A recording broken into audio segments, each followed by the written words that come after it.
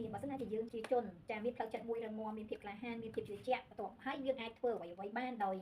ខ្លួនយើងអាចជួយស្ដារប្រទេសជាតិរបស់យើងបានយើងមានគំនិតច្នៃប្រឌិតយើងអាចធ្វើអ្វីៗល្អៗបានច្រើនខ្លាំងមែនទែនខ្លួនឯងភាពមានភាពក្លាហានអញ្ចឹងពេលដែលយើងរៀនគិតនៅរឿងរ៉ាវវិជ្ជមានបងប្អូនធ្វើឲ្យអារម្មណ៍យើងល្អយើងមានសេចក្តីសុខផ្លូវចិត្តហើយមានការគិតល្អមានគំនិតច្នៃប្រឌិតបើយើងសិនណាជាយើងដិតជាផលិតផលក្នុងស្រុកចាមិនថាសក្តិឬក៏ប្រឌិតទៅជាកកបរិស័ទខ្ញុំទៅនៅប្រទេសអូស្ត្រាលីរយៈពេល1ឆ្នាំកន្លះនេះខ្ញុំឃើញថា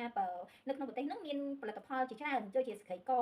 នំមកៅថ្នោតកឬក៏អ្វីៗក៏គេអាចយកទៅលក់នៅប្រទេសនោះបានតែតែជារបស់វៀតណាមចាអញ្ចឹងបងប្អូនបើសិនណាជាយើងជាប្រជាជនខ្មែរយើងនាំគ្នាអភិវឌ្ឍការច្នៃប្រឌិតចាផលិតផលរបស់យើងនៅក្នុងស្រុកហើយធ្វើជារបស់កកឬក៏ធ្វើជាអីចឹងដើម្បីយកទៅលក់បន្តនៅស្រុកគេតើវាល្អយ៉ាងណាសម្រាប់ពួកយើងហើយក៏សម្រាប់ប្រទេសជាតិរបស់យើងផងដែរព្រោះដោយសារខ្ញុំទៅប្រទេសអូស្ត្រាលីខ្ញុំនៅរយៈពេល1ឆ្នាំកន្លះនៅនោះខ្ញុំឃើញថានៅប្រទេសនោះគេមានផលិតផលរបស់ចិនរបស់វៀតណាមច្រើនហើយរបស់ខ្មែរយើងគឺអត់សូវមានទេចាសូម្បីតែពោតក៏គេដាក់កកដែរចាអញ្ចឹងរបស់របរដែលយើងអាចច្នៃប្រឌិតបានគឺថាមានច្រើនខាងមែនតើនៅក្នុងប្រទេសរបស់យើងតែយើងអត់ចេះនាំគ្នាច្នៃកែច្នៃរបស់អស់នឹងដើម្បីយកនាំចេញទៅប្រទេសគេដើម្បីលក់ដើម្បីពីព្រោះតែនោះគឺជាតម្រូវការនៃការហូបចុកចាអញ្ចឹងនៅស្រុកគេត្រូវការខ្លាំងមែនតើចាពោតកកក្រៅកករបស់កកគឺថាមានច្រើនតាំងពីខ្នោក៏ដល់បងប្អូនយើងបើសិនណាជាពួកយើងជាប្រជាជនយើងមានផ្លូវចិត្តល្អមានផ្លូវចិត្តដ៏រឹងមាំយើងអាចគិតឃើញនៅការធ្វើច្នៃប្រឌិតរបស់អស់ហ្នឹងទៅជាកកទៅជាអីចឹងដើម្បីនាំចេញទៅលក់នៅប្រទេសគេគឺថាល្អខ្លាំងមែនតើខ្ញុំឃើញ